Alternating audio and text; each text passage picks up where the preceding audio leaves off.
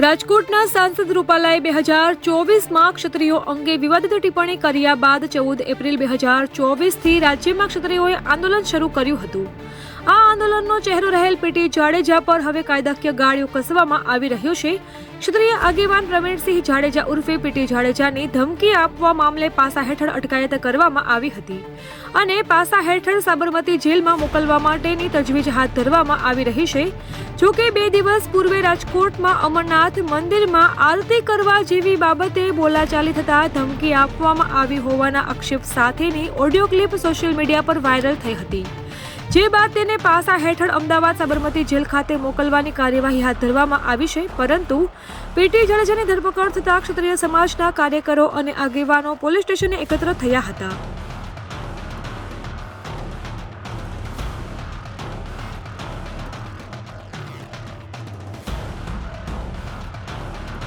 અમારી તમામ માહિતીથી અપડેટેડ રહેવા માટે જોડાયેલા રહો ત્રિશુલ ન્યૂઝ સાથે.